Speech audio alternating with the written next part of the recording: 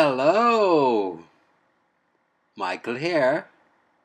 Looking to the Psalm 79 today for our devotion. A psalm which may be subtitled, How Long, O Lord? Let's go ahead and read the 4 verses that we're doing today, verse 5 through to 8. Verse 5. How long, Lord, wilt thou be angry forever? Shall thy jealousy burn like fire? Verse 6. Pour out thy wrath upon the heathen that have not known thee, and upon the kingdoms that have not called upon thy name. Verse 7. For they have devoured Jacob, and laid waste his dwelling place. Verse 8. O remember not against us former iniquities. Let thy tender mercies speedily prevent us, for we are brought very low. And as we turn to the treasure of David for the exposition, let's go ahead and read verse 5 again. How long, Lord, wilt thou be angry forever? Shall thy jealousy burn like fire? Spurgeon exposits. How long, Lord, will there be no end to these chastisements? They are most sharp and overwhelming. Wilt thou much longer continue them? Wilt thou be angry forever? Is thy mercy gone, so that thou wilt forever smite? Shall thy jealousy burn like fire? There was great cause for the Lord to be jealous, since idols had been set up, and Israel had gone aside from his worship. But the psalmist begs the Lord not to consume his people utterly, as with fire, but to abate their woes. In verse 6 that reads, Pour out thy wrath upon the heathen that have not known thee, and upon the kingdoms that have not called upon thy name. Pour out thy wrath upon the heathen that have not known thee. If thou must smite, look further afield. Spare thy children and strike thy foes. There are lands where thou art in no measure acknowledged. Be pleased to visit these first with thy judgments, and let thy erring Israel have a respite. And upon the kingdoms that have not called upon thy name. Hear us, the prayerful, and avenge thyself upon the prayerless.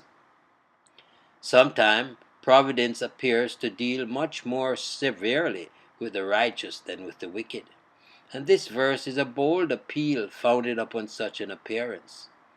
It in effect says, Lord, if thou must empty out the vials of thy wrath, begin with those who have no measure of regard for thee, but are openly up in arms against thee, and be pleased to spare thy people, who are thine, notwithstanding all their sins.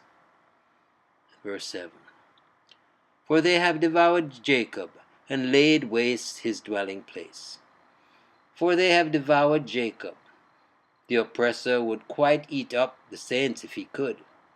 If these lions do not swallow us, it is because the Lord has sent his angels and shut the lions' mouths, and laid waste his dwelling place, or his pasture. The invader left no food for man or beast, but devoured all as the locusts. The tender mercies of the wicked are cruel. And verse 8. O remember not against us former iniquities. Let thy tender mercies speedily prevent us, for we are brought very low. O remember not against us former iniquities. Sins accumulate against nations. Generations lay up stores of transgressions to be visited upon their successors. Hence this urgent prayer. In Josiah's days, the most earnest repentance was not able to avert the doom which former long years of idolatry had sealed against Judah. Every man has reason to ask for an act of oblivion for his past sins, and every nation should make this a continual prayer. Let thy tender mercies speedily prevent us, for we are brought very low. Hasten to our rescue, for our nation is hurrying down to destruction. Our numbers are diminished, and our condition is deplorable. Observe how penitent sorrow seizes upon the sweeter attributes and draws her picas from the tender mercies of God.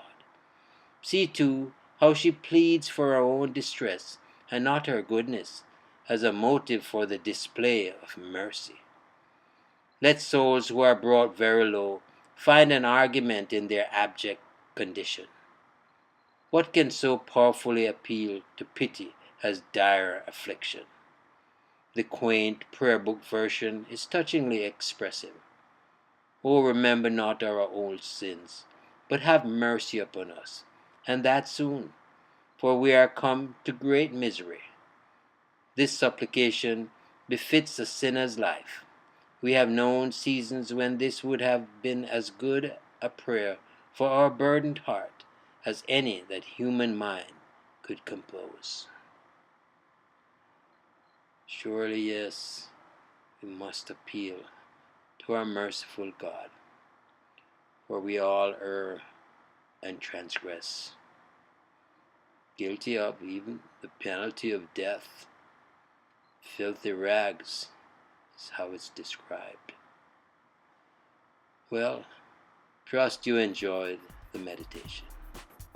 Michael here declaring yet again, Jesus is Lord. Until next time.